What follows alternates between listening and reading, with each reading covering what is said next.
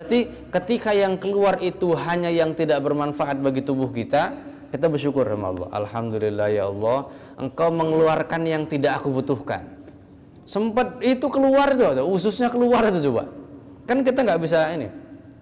Dan banyak kasus seperti itu. Banyak bahkan orang itu ketika mau melahirkan ke kamar mandi loh, kok kan beda itu arahnya, arah keluarnya, kenapa kok bisa keluar malah bayinya keluar gitu. Itu kan berarti bahkan untuk hal seperti itu ada campur tangan Allah di situ. Jadi nggak usah jauh-jauh kalau kamu mau mendaya fungsikan akal, pasti semakin hari semakin bertambah keimanan kita kepada Allah. Jadi jangan ingat-ingat bokernya aja, doanya diingat. Ghufranaka alhamdulillahilladzi azhaba anni ma yu'dhini wa abqa ma yanfa'uni.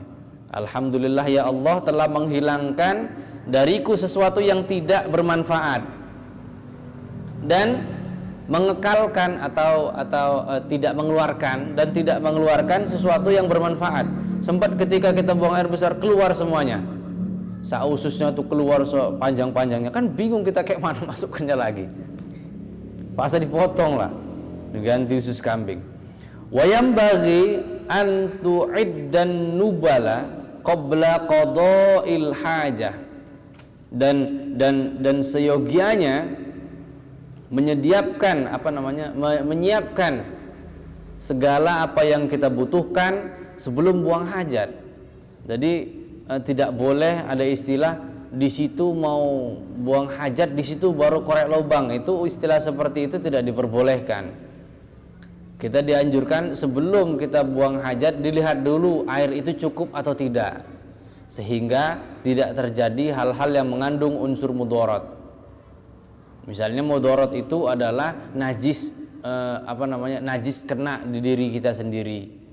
Karena kalau najis sampai kena di pakaian kita, misalnya kita dalam keadaan perjalanan jauh, maka pakaian yang terkena najis itu harus dihilangkan najisnya. Kalau tidak memungkinkan harus dibuka dulu. Itu kan bahaya itu begitu. Baik, wa alla yastanjiya bil ma'i fi maudhi'i qada'il hajah. Ini juga hukumnya makruh. Jangan kamu atau jangan beristinja. Istinja itu bahasa kitanya itu ya, cebok, istinja. Situ ada istinja juga ya. Istinja itu yang tadi saya ucapkan. Tapi kan nggak lazim masa saya ngomongin itu aja. Nah, hukumnya makruh istinja di tempat kamu sedang buang air besar juga. Misalnya ya di tongkrongan itu gitu. Di tongkrongan itu istinjanya makruh. Jadi harus cari di tempat yang lain agar apa sisi makruhnya? Sisi makruhnya itu dikhawatirkan akan ada ini loh, percikan najis khawatir terkena pakaian. Kalau begitu makruhnya bukan makruh yang mutlak sifatnya, tapi makruh yang disebabkan nanti kalau ada percikan-percikan yang keluar. Kalau begitu dipastikan dulu sehingga tidak makruh lagi hukumnya. Kalau orang yang buang hajat istinjanya di tempat itu juga, tetapi sudah disiram banyak airnya. Kan kalau kamar mandinya luas bisa. Kalau kamar mandinya cuman untuk nongkrong tok tuh. Terus di mana? Di pintu kita. Di depan pintu ya makin berserak ya. Itu bisa diantisipasi. Jadi sisi makruhnya itu kalau kita bicara usul fikih, ilat hukum, alasan hukum. Kalau dulu pernah juga kita cerita, hukum makruh makan jengkol itu karena bau. Maka kemakruhan hukum memakan jengkol itu bisa hilang kalau jengkolnya diolah sehingga tidak bau, atau pakai obat kumur dan bisa dipastikan tidak bau.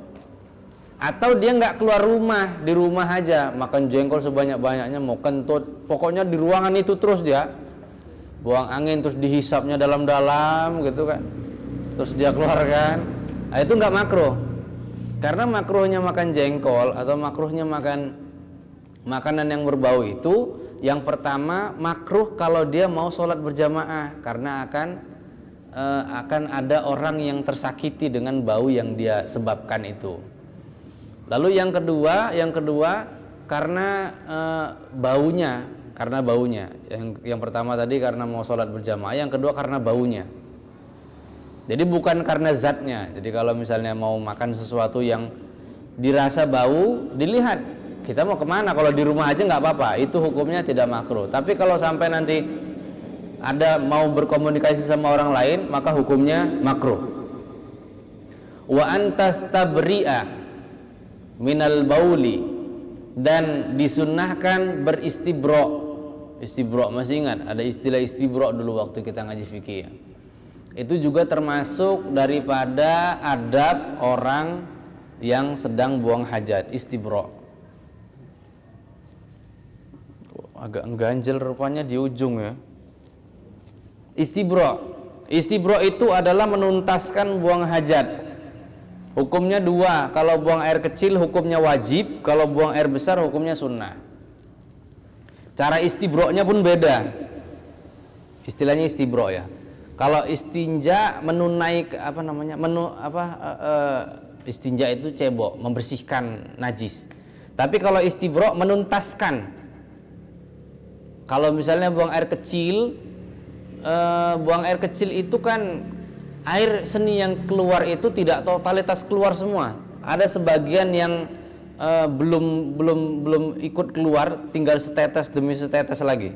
Tinggal tetes terakhir.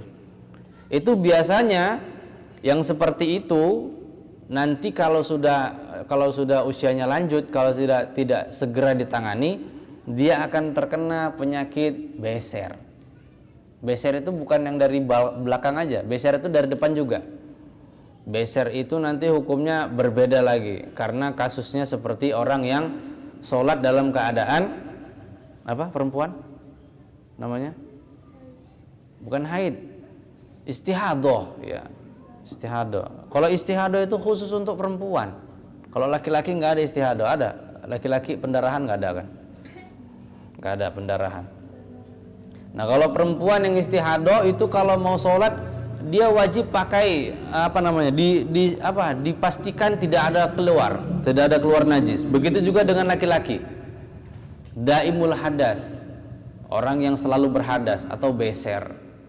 Itu penyebabnya adalah selain penyakit bawaan seperti penyakit diabetes, juga penyebabnya itu karena tidak diusahakan atau tidak dibiasakan sedini mungkin istibro. Jadi istibro dari buang air kecil itu hukumnya wajib, istibro dari buang air besar hukumnya sunnah. Bagaimana caranya istibro dari buang air kecil? Bitanah nuhin. Ini sering kita bahas ya. Bitanah nuhin ini dengan berdehem, dengan versi dehemnya masing-masing. Gitu. Berdehem dengan memusatkan titik tekanan itu di kandung kemih. Tahu kandung kemih ya? Dipusatkan tekanannya itu, tekanan dehemnya itu. Kalau kita berdehemkan itu perut kita keras, kita keraskan. Itu kita pusatkan di perut bawah atau di kandung kemih. Sehingga apabila masih ada air seni yang belum dituntaskan, dia bisa keluar dengan sendirinya. Itu yang pertama. Lalu dengan binatri thalathan, dengan diurut 3 kali. Wa bi imraril yadil yusra ala asfalil qadib. Dan yang ketiga dengan menelusuri atau mengusap dengan tangan sebelah kiri ke area perut bawah. Ya diurut ya. Diurut.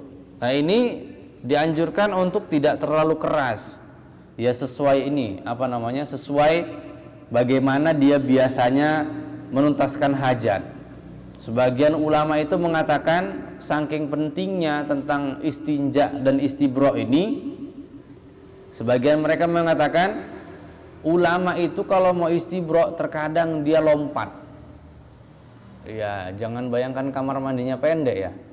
Lompat terus nyundul, kepalanya nyangkut di langit-langit. Atau ini loh, berjalan-jalan kecil, atau yang melakukan gerakan-gerakan yang bisa mengeluarkan ini sisa-sisa najisnya. Wa in kunta fis sahra fab'ud an uyunin nadhirin. Jika engkau di lapangan terbuka, maka menjauhlah kamu dari pandangan orang-orang yang bisa melihat.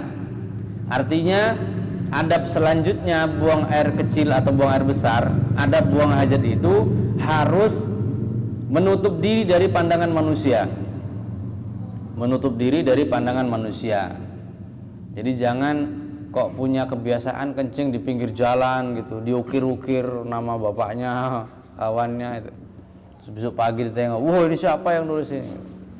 Ayo ya, masuk kecil-kecil dulu, ingat itu kalau masih kecil itu lombanya lomba panjang-panjangan ininya, kencingnya, siapa yang paling panjang gitu. Itu biasanya orang-orang yang seperti itu nanti besarnya akan terkena penyakit yang berakibat dengan lever sebelah kanan. Itu ada nama kitabnya, aduh saya lupa nama kitabnya. Tadi saya baca-baca di rumah. Nah, jadi orang-orang yang seperti itu nanti akan terkena penyakit yang spesifiknya ke ginjal. Karena penyakit yang arah penyakitnya itu didiagnosis ke ginjal sebelah kanan. Wastatir bisyai'in in wajadtahu wala takshif aurataka qabla al-intihai ila maudhi'il julus. Dan tutuplah aurat itu dengan apapun yang bisa dipakai. Kalau pakai kain ya pakai kain, kalau kamar mandinya ada tutupnya ya malah lebih bagus. Wala takshif aurataka qabla al-intiha, dan jangan kamu singkapkan auratmu sebelum kondisinya betul-betul sudah aman. Artinya walaupun dalam keadaan buang hajat tetap harus dijaga aurat. Illa maudhi'il julus wala tastaqbilis syamsa, dan janganlah kamu menghadap matahari. Artinya bukan berarti nggak boleh ngadep ke timur, bukan gitu. Ini berlaku kalau buang hajatnya di tempat yang atapnya nggak ada. Tahu atapnya nggak ada, ya kamar mandi yang nggak ada atapnya gitu, atau di lapangan. Kalau buang hajatnya di lapangan, Mu'alim, awak nggak pernah lah buang hajat di lapangan. Mana tahu kamu entah naik kapal apa gitu terdampar, kecampak gitu, nggak meninggal, kecampak di tengah-tengah padang rumput, mau buang hajat nggak ada toilet, ya udah di lapangan terbuka selama nggak ada yang lihat. Di lapangan terbuka itu dimakruhkan buang hajat sambil menatap, ini maknanya itu menghadap matahari yang sedang terbit begitu. Walal qamaro, begitu juga dengan bulan, karena matahari dan bulan itu ayat atau tanda-tanda kebesaran Allah. Wala tastaqbilil kiblata wala tastadbirha wala tastadbirha, dan juga jangan buang hajat itu menghadap kiblat dan juga membelakanginya. Yang pertama tadi tidak diperbolehkan menghadap atau memandang matahari, lalu tidak boleh juga memandang rembulan. Makanya kamu jangan senang misalnya dibilang kau adalah matahari hatiku. Jarak bumi dan matahari itu jauh, artinya dia mau bilang sama kamu harus menjauh dariku sejauh-jauh jarak matahari dan bumi itu. Berapa juta kilometer itu? 300 juta kilometer. Saya pernah ngitung, tapi saya lihat di YouTube juga. Saya lihat di Google juga. Kalau meterin perlu berapa meteran itu kan? Banyak itu. Jadi jangan senang kamu. Kaulah bulanku, kaulah bintangku. Jarak bumi dengan bintang tuh jauh itu. Artinya aku nggak suka samamu itu sebenarnya gitu. Jangan senang lah digombalin. Nah, itu tadi selanjutnya, dan janganlah menghadap kiblat dan juga jangan membelakanginya. Bagaimana hukumnya kalau kamar mandi kita udah kadong menghadap kiblat? Udah kadong itu udah terlanjur. Ini kiblat ke sana kan? Ini udah di sini. Ngadepnya ke sana. Bagaimana yang seperti itu? Sebenarnya yang dimaksud tidak boleh menghadap kiblat itu, yang diharamkan itu adalah kalau itu dalam keadaan di ruangan terbuka. Kalau di ruangan tertutup sebenarnya tidak haram. Tapi walaupun begitu, ulama katakan lebih baik jangan gitu. Lebih baik jangan. Apalagi kalau syiar kan khawatirnya nanti malah malah dicela oleh orang. Tapi yang dimaksud di sini konteksnya tidak boleh menghadap dan membelakangi kiblat itu ketika buang hajatnya itu di tempat terbuka, artinya bukan di tempat yang tertutup. Nah, maka kalau misalnya pun ada kamar mandi yang sudah kadung ngadap kiblat, diupayakan agar buang hajatnya itu dimerengkan. Kalau tidak memungkinkan, misalnya dia orang susah, payah mau bongkar-bongkar kamar mandi, makan aja pun payah, mau bongkar tempat kakus pula. Nah, udah kakusnya nggak usah dibongkar, tapi posisi dia aja di situ yang berubah. Dibuatlah arahnya mereng ke kanan sedikit. Kalau biasanya kan masjid itu kiblatnya mereng ke kanan. Nah, kalau ini dibuat ngadepnya mereng ke kanan karena di sana ada kiblat. Makanya tukang bangunan itu pun harusnya ngerti syariat. Kalau nggak ngerti syariat gawat. Mau tukang apapun ya semua. Tukang apa lagi ya? Egi tukang apa Egi? Nah, tukang jualan pun harus ngerti syariat. Kalau nggak ngerti syariat, wah ya payah. Nah, jualan jadi hari Jumat, orang udah azan, haram hukumnya. Salat Jumat maksudnya, haram. Ada ayatnya malah jelas dalam surat Al-Jumu'ah itu. Wala tajlis, dan janganlah duduk fi mutahadditsin nas, maksudnya janganlah kamu duduk buang hajat di tempat orang-orang yang biasanya sering mutahaddits.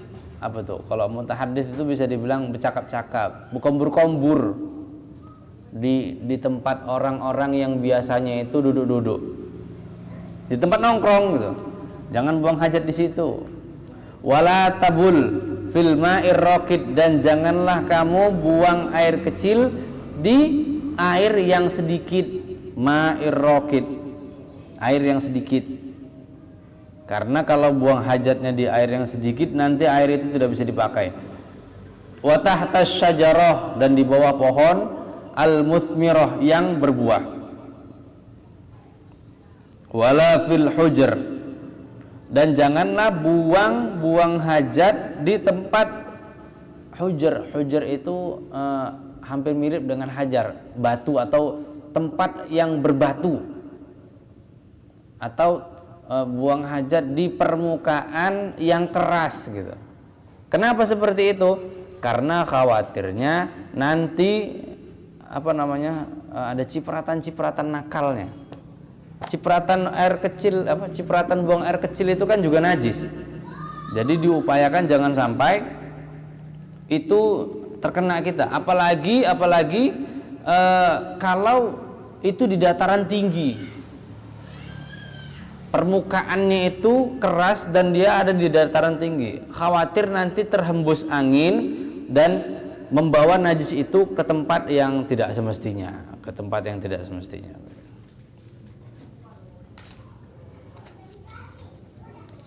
Wahdharil arda as-salbata wa mahabbar rihi ihtirazan minar rashashi liqauli sallallahu alaihi wasallam inna ammata adzabil qabri minhu. Ada hadis yang cukup menarik. Rasulullah bersabda, sesungguhnya umum azab kubur itu diantaranya adalah karena kesalahan buang air kecil. Dia rasa buang air kecilnya sudah benar, dia rasa pakaiannya tidak bernajis karena buang air kecil itu, ternyata bernajis. Wattaki fi julusika ala rijli yusra, dan bertumpulah kamu di dalam buang air kecil itu pada kaki yang sebelah kiri. Jadi teknisnya yang sudah sering kita contohkan, buang hajat buang air kecil ya, buang air kecil dengan menumpukan anggota tubuhmu di bagian sebelah kiri atau di kaki kiri. Wala tabul qa'iman, dan janganlah kencing dalam keadaan berdiri. Illa an daruratin, kecuali dalam keadaan darurat. Darurat artinya di bawahnya itu ada najis atau ada duri, kalau dia jongkok malah kecocok payah. Bagusan berdiri aja. Nah, kalau yang seperti itu tidak apa-apa dalam keadaan berdiri, atau tidak ada tempatnya, dia di kamar mandi hotel yang ada cuman yang nempel itu toh, datang dia jongkok di atasnya nggak bisa, atau mualim harus jongkok, nggak gitu konteksnya, itu ya disesuaikan. Kecuali kamu manusia laba-laba ya jongkok di, tapi jatuhnya nggak ke situ juga, jatuhnya ke bawah. Nah kalau misalnya atau di bawah dia jongkok, di bawahnya tuh malah nggak bisa disiram tuh, nggak ada airnya. Nah jadi ingat-ingat kalau mau ke hotel bawa gayung, karena di hotel tuh nggak ada gayung. Saya pernah kejadian sekali, memang katrok betul lah itu pengalaman pertama itu, saya nggak mau lagi sih, saya tandain sampai hotelnya kalau kesini bawa gayung, karena nggak ada betulan itu, dia semuanya model semprot. Kalau airnya mati ya berarti nggak ada ininya, nggak ada apanya, nggak ada untuk buang ini apa namanya istinjanya. Jadi disesuaikan, walaupun tidak diperbolehkan buang hajat dalam keadaan berdiri, tapi pada saat darurat, misalnya dalam peperangan, kalau jongkok ketahuan ya udah berdiri. Dia lagi sembunyi di balik pohon mahoni gitu misalnya, kemudian buang air kecil. Kalau seandainya jongkok dan nampak, kalau gitu ya udah berdiri aja. Artinya kalau darurat tidak apa-apa. Wajma' fil istinja'i baina isti'malil hajar wal ma'. Nah, ini kalau yang seperti ini sudah tidak kontekstual lagi, sudah tidak bisa lagi diamalkan, karena dikatakan beristinja menggunakan batu dulu. Kalau kita kan ngapain lagi pakai batu, udah pakai air aja, kita punya air yang banyak. Baik, kita lanjut kepada bahasan yang selanjutnya, adab tentang adab berwudu. Oh bukan adab berwudu, adab sholat, adab melaksanakan sholat 166, karena berkesinambungan. Tambah lagi kalau dibaca semua nanti nggak khatam, nanti nggak pinter-pinter, nanti payah. Halaman 166. Bismillahirrahmanirrahim. Adabus sholat, adab sholat. Fa idza faragta min taharah, apabila kamu setelah selesai dari bersuci, al hadathi, mensucikan dari hadas, wa taharatul khabith wa taharatil khabath fil badan wa thiyabi wal makan. Apabila kamu setelah selesai bersuci dari hadas dan najis, khabath itu artinya najis, hadas itu ada berapa hadas? Ada berapa? 2. Hadas sedang nggak ada? Nggak ada ya. Hadas itu kondisi di mana tubuh kita suci. Kalau hadas kecil itu disebabkan oleh keluarnya sesuatu dari, apa aja menyebabkan hadas kecil? Pokoknya yang membatalkan wudhu.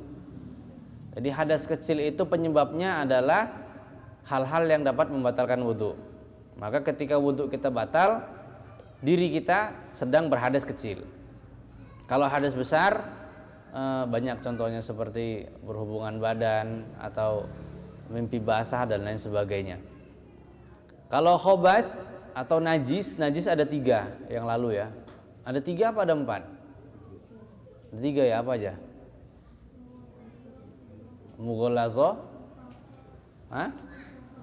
mukhaffafah, mutawassithah. Iya nya? Ini salah masuk neraka ini. Enggak, ini salah masuk Yusuf. Ini mau kita masukkan ke YouTube. Kalau berhasil nggak ini rekamannya ini? Ini kita udah beli mahal ini, enggak ada yang minjem nih. Karena belum cukup. Kemungkinan bakalan kita beli. Pilihannya kalau nggak beli dikasih, ya udah dikasih aja lah. Mudah-mudahan dikasih, kayaknya sih enggak sih, itu mahal, itu nggak bisa dikasih itu. Saya cek itu harganya kok barunya aja, udah lah nggak usah dibicarakan lah, nggak usah. Nah intinya udah ngaji aja yang rutin, ngaji aja, doain banyak rezeki, ya, mudah-mudahan bisa dibeli atau diminta. Kalau nggak dibeli diminta. Nah kita bahas tadi apa itu? Tentang najis. Kalau najis itu ada 3, najis kecil, najis sedang, najis ringan. Najis kecil, sedang, ringan. Apa bedanya? Ulangi. Yang pertama itu namanya najis mukhaffaf atau najis mukhaffafah. Itu namanya najis ringan. Najis ringan ini cara menghilangkannya dipercikan atau dilap saja dengan kain basah. Najis ini disebabkan oleh air seni anak bayi laki-laki yang belum makan atau belum mengkonsumsi sesuatu selain ASI.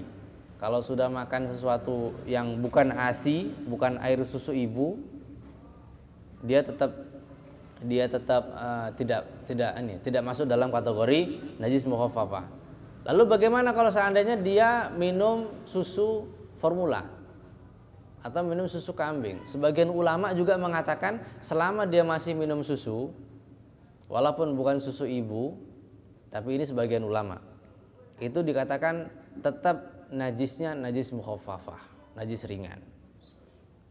Lalu yang kedua najis mutawassithah atau najis mutawassit, najis sedang, najis ringan. Najis sedang itu ya seperti upil kering, upil basah, itu najis enggak tuh? Upil kering tuh, apa bahasa Arabnya upil kering? Kalau dia lengket di kotoran cicak ya najis. Tapi kalau murni itu enggak najis ya. Lalu yang ketiga adalah najis mughalladzah. Najis mughalladzah itu adalah najis berat. Ini adalah najis yang diakibatkan sentuhan atau benda najis yang ada di 2 hewan, B1 dan B2. Baik, mana tadi yang lain? Fil badani wasyabi wal makani. Setelah suci dari hadis dan hadas yang melekat pada tubuh, pakaian dan juga tempat sholat, wa min satril aurah, dan juga sudah tertutup auratnya, minas surrati ila rukbah, ini untuk laki-laki, dari pusar sampai ke lutut, fastaqbilil kiblah, maka menghadaplah kamu ke kiblat. Qaiman muzawijan, berdiri tegak, muzawijan, dengan berdiri yang seimbang. Situ ada tuh? Enggak ada ya. Kalau di sini dengan kaki sedikit terlentang. Kalau muzawijan itu seimbang dia, bukan tekangkang lebar gitu. Baina qadamaika bihaitsu la tadummuhuma wastawi qaiman. Artinya ketika seorang sholat, kita juga sudah pernah bahas masalah ini ya. Sholat laki-laki dan perempuan itu kalau di dalam kitab Fathul Qorib ada perbedaannya, ada berapa macam? Ada berapa? Masih ingat? Yang ingat nanti saya kasih aku ini satu. Wah ini kuah.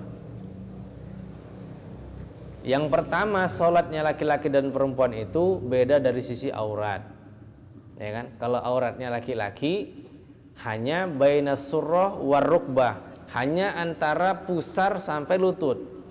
Kalau perempuan semuanya wajib ditutupi kecuali wajah dan telapak tangan. Kalau begitu orang sholat nampak tumitnya batal. Orang sholat nampak ininya apa namanya? Ini leher ya, jakun nggak ada perempuan, dagu. Chin ya, chin, dagu. Tapi dagu yang dalam sini. Leher. Kalau nampak rambutnya cemana? Rambutnya nampak-nampak, nonjol-nonjol. Digundul. Oh, haram, nggak boleh gundul perempuan, ekstrim itu. Nah, makanya pakai, ya kalau perempuan biasanya adalah itu yang dipakai itu, entah diapain sama dia, entah pakai sarungnya taruh di sini. Itu ada cara-caranya. Jadi kalau perempuan bedanya sama laki-laki, satu dari sisi aurat, yang kedua dari cara berdiri. Kalau perempuan sedikit dirapatkan, kalau laki-laki bukan direnggangkan tapi sedikit dilebarkan. Jadi artinya nggak boleh terlalu lebar juga. Ukuran lebarnya itu hanya sebatas ini aja, bahu. Karena kalau sudah lewat bahu itu bukan hak kita lagi gitu. Karena kan orang di sebelah kita juga sholat. Nanti kalau terganggu gara-gara kaki kita yang agak lebar sebelah begitu, yaitu termasuk zalim sama orang lain gitu, walaupun dalam keadaan sholat. Minas surrati warrukbah, itu yang kedua. Yang pertama ya itu tentang, yang kedua tadi ya, tentang berdiri. Lalu ruku juga beda. Kalau laki-laki rukunya itu 90 derajat. 90 derajat itu gimana ya? Siku. Gimana malah sholatnya bawa meteran ya, ada itu roll siku itu. Enggak mesti lah ya, dia agak-agakkan. Kalau perempuan sedikit membungkuk. Apa tujuannya? Melindungi anggota tubuh mereka, anggota organ. Nah, itu tak usah dijelaskan. Satu, kalau saya tidak salah itu ada 5 ya. Itu yang ketiga. Yang keempat ketika sujud. Nah, sujud juga sama. Kalau laki-laki sujudnya itu sedikit direnggangkan, kalau perempuan tertutup. Dan yang kelima, tadi salah, angkat tangannya, takbir.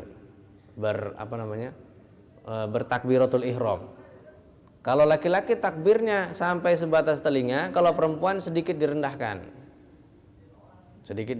Ini dalam mazhab Imam Syafi'i. Nah, itu kalau seandainya perempuan ya pakai adab yang seperti itu. Kalau laki-laki pakai adab yang ini tadi.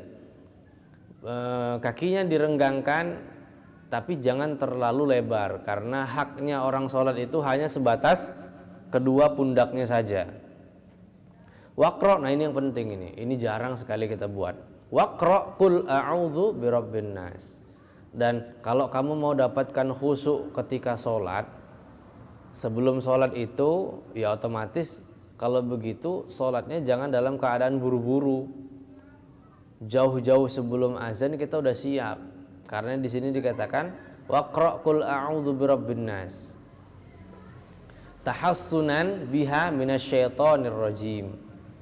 Sebelum kamu sholat, udah selesai semuanya, udah berwudu, berdiri menghadap kiblat dan baca surat An-Nas. Sebelum sholat ini, a'udzubillahi minasyaitonirrajim, bismillahirrahmanirrahim, qul a'udzu birabbin nas, malikin nas, ilahin nas, begitu. Ini usahakan surat-surat kulnas itu jangan sampai salah bacanya. Kadang-kadang orang udah lama hidup. Orang udah lama hidup. Kul 3 kul itu 4 lah sama kul kafirun ya. Itu pun belepotan, umurnya udah lama, udah mau azan maghrib. Baca kul aja pun masih salah-salah. Jangan, mumpung masih muda, perbaiki bacaan. Karena nanti ada masanya kamu itu kalau udah tua, mau segiat apapun ngaji, segiat apapun memperbaiki bacaan, nggak bisa. Giginya udah putus, lidahnya udah semekot-semekot, tak kayak mana. Mumpung masih muda lah. Mumpung masih muda, jangan banyak nganggur.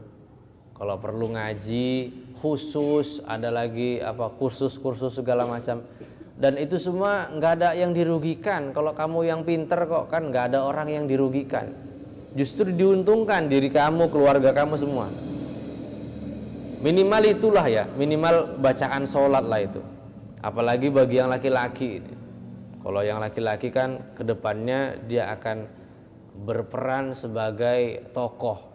Mau dimanapun, mau di kampungnya, mau di rumahnya. Kalau laki-laki jadi tokoh. Kalau perempuan ya sebagian ngikut sama lakinya. Kalau laki-laki kan nggak mungkin ngikut sama istrinya. Harus dia yang jadi tokoh. Kan nggak mungkin nanti karena nggak bisa jadi imam sholat, istrinya diimami orang. Mas ayolah kita sholat subuh sama-sama. Tunggu, ku panggil dulu bapak itu yang bagus sholatnya. Jadi akhirnya sholatnya di rumah kita, imamnya orang lain. Nah, apa tujuannya ada kita gitu. Nah, jadi sebelum semuanya terlambat, belajar sekarang. Kemarin kita ceritakan, lebih baik terlambat daripada sangat terlambat. Lebih baik terlambat daripada sangat terlambat. Kalau udah sangat terlambat, ya udah payah. Jadi lebih baik terlambat belajar daripada sangat terlambat. Nah, itu receh, entah apa itu. Ma anta fihi, mana tadi ya? Tahassunan biha minasyaiton. Kalau kamu baca qul a'udzu birabbin nas itu dapat melindungi kamu dari bisikan-bisikan setan yang nakal. L-nya 3 itu kalau setan itu, nakal, saking nakalnya itu. Kita baru takbiratul ihram, Allahu Akbar, ingat semuanya ingat tuh. Mau utang, mau tunggaan listrik, semua ingat itu. Sampai nama yang harusnya mau kita tulis tadi, entah mau belanja apa itu, ingat. Waduh, yang lebih payahnya lagi, ingat semuanya, rokaat sholatnya malah lupa. Wah, ini tadi rokaat berapa ini gitu. Akhirnya setan itu memicu pikiran kita itu cuma satu aja nya. Dibuatnya kita mikirkan satu, akhirnya semuanya itu merembet kemana-mana. Tapi tenang aja, di bulan Ramadan setan dibelenggu. Sekarang gantian, kita bertarung melawan diri kita sendiri. Jangan-jangan kita lebih setan daripada setan. Jangan-jangan gitu. Makanya lebih bagus itu kemarin kita cerita, di bulan Ramadan itu sudah tidak efisien lagi. Saya nggak nyalahkan hadis, tapi lebih bagus kalau seandainya ada kebijakan, jangan setan yang dikunci, tapi jaringan internet seluruh dunia dimatikan selama bulan Ramadan. Keren itu. Kejahatan akan berkurang, ya kejahatan mata apalagi ya, kejahatan jari-jari akan berkurang. Makanya kalau bisa, entah kamu nanti jadi presiden, entah jadi apa, entah jadi gembel misalnya, enggak lah, jadi presiden lah. Kalau bisa buat satu kebijakan selama bulan Ramadan jaringan internet dibatasi, diputus atau diapain begitu. Wah, orang kan jadi sibuk semua terus sholat. Ini enggak, udah ini aja, setan gepeng aja. Kalau enggak betul-betul dimanfaatkan ya rusak. Wayada mana tadi? Ma anta fihi. Tamana tadi jadi. Oh iya, minasyaitonir rajim, akan melindungi kamu dari setan yang terkutuk. Wahdur qalbak ma anta fihi wa farrighhu minal waswasi wandur baina yaday man taqumu wa man tunaji wastahi an tunajiya maulaka biqalbin ghafil. Dan kamu harus menghadirkan hati dalam sholat. Hati itu harus dihadirkan. Jangan sampai kamu itu tidak sadar bahwa sholat itu kita sedang disaksikan oleh Allah. Nah, ini kalimat penting. Kalau seandainya salah mengartikan, tauhid rusak. Bisa-bisa keluar dari akidah Ahlussunnah wal Jamaah. Ada kan hadis yang sering disampaikan juga, ketika kita sholat itu, ada hadis dari malaikat Jibril, yang malaikat Jibril datang merapatkan lututnya dengan lutut Nabi. Malaikat Jibril tanya, ma huwal ihsan? Al ihsanu huwa an ta'budallaha ka'annaka tarahu fa in lam takun tarahu fa innahu yaraka. Jibril tanya sama Nabi Muhammad, wahai Muhammad, awalnya Jibril tanya, komponen Islam itu ada berapa? Lalu Nabi Muhammad bilang, iman, Islam dan ihsan. Lalu Jibril tanya, ihsan itu bagaimana? Ihsan itu adalah engkau sholat atau engkau beribadah seolah-olah engkau melihat Allah. Kalau engkau tidak mampu seolah-olah melihat Allah, maka yakinilah bahwa engkau sedang disaksikan oleh Allah. Maka ketika kita sholat dan hati kita ghafil, hati kita lalai, berarti kita membawa hati yang lalai sedangkan kita sedang disaksikan oleh Allah. Ini agaknya terlalu tinggi bagi kita, tapi jangan menganggap bahwa kita itu terus-terusan jadi orang awam terus, bukan gitu. Ya ada saatnya ya kita masih ya belum bisa khusyuk, ada saatnya. Tapi itu semua mau sampai kapan? Pelan-pelan harus belajar sholat khusyuk lah. Pelan-pelan harus belajar menghadirkan hati.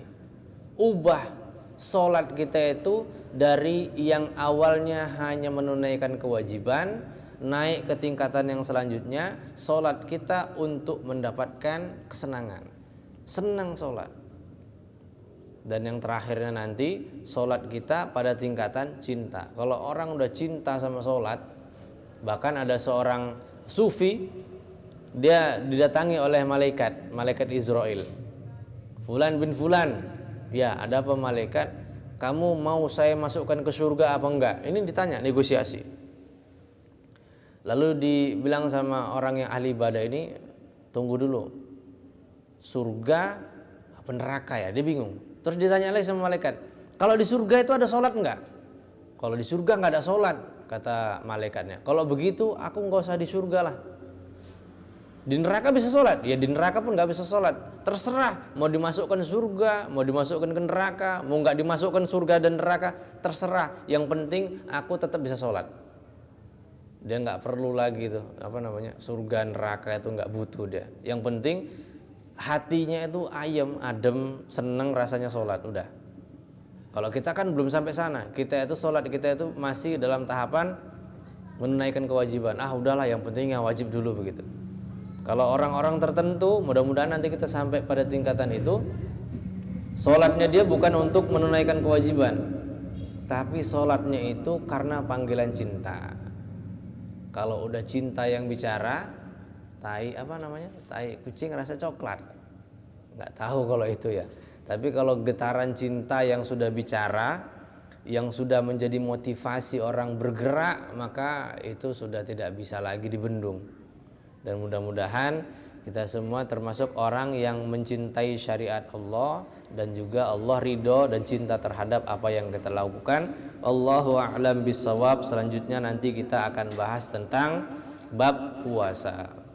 Hadana wa iyyakum ajma'in. Saya akhiri. Assalamualaikum warahmatullahi wabarakatuh.